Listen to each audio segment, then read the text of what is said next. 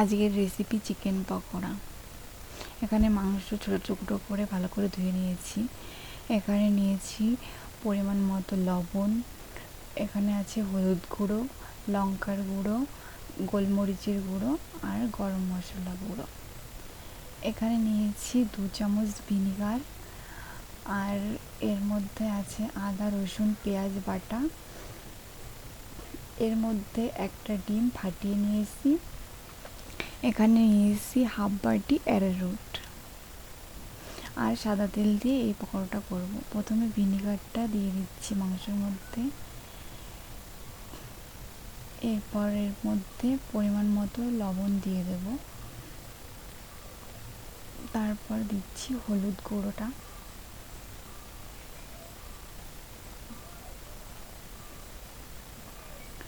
এবার এর মধ্যে পেঁয়াজ আদা রসুন বাটাটা দিয়ে দেব।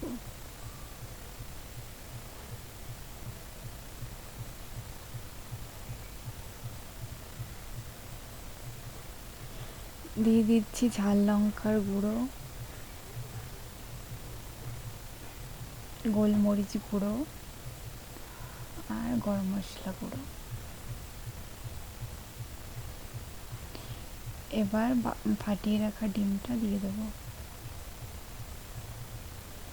এবার ভালো করে মশলাটা দিয়ে ডিম দিয়ে মাখিয়ে নেব মাংসগুলো।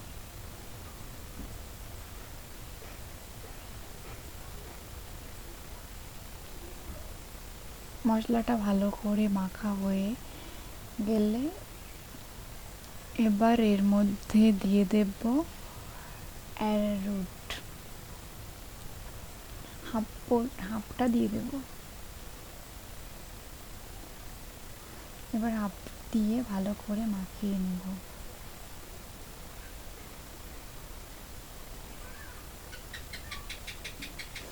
এবার বাকি অ্যারারুটটুকু এর ভিতর দিয়ে দেব।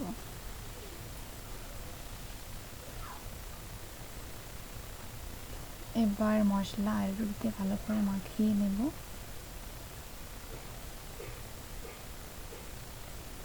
এবার এটা মাখা হয়ে গেছে, এটা ঢাকা দিয়ে রাখবো 10 মিনিট।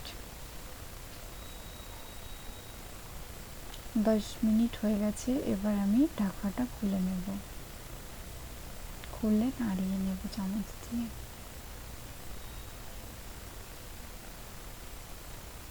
এবার গ্যাসটা অন করে দেব, দিয়ে কড়াইটা বসিয়ে দেব। কড়াই গরম হয়ে গেছে, এবার এর মধ্যে সাদা তেল দিয়ে দেব।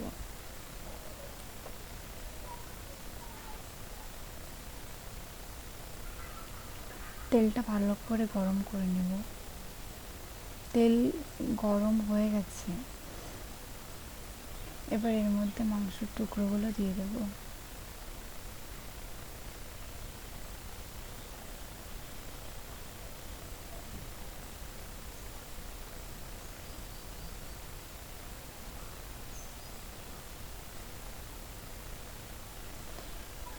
এবার মাংসের টুকরোগুলো ভালো করে উল্টে পাল্টে নাড়াচাড়া করে নেব।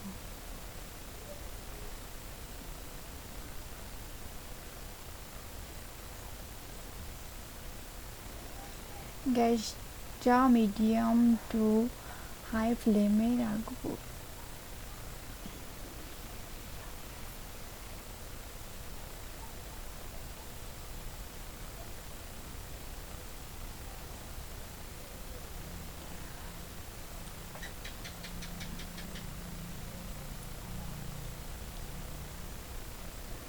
ভালো করে ভাজা হয়ে গেছে, এবার পকোড়াগুলো তুলে নেব।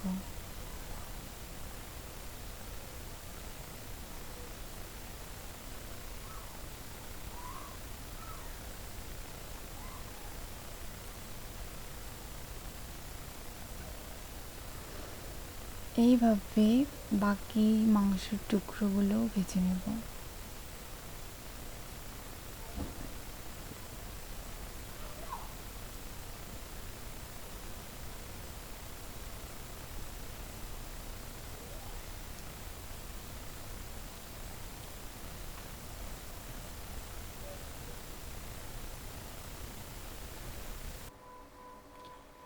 রেসিপিটা ভালো লাগলে আপনারা লাইক ও কমেন্ট করবেন।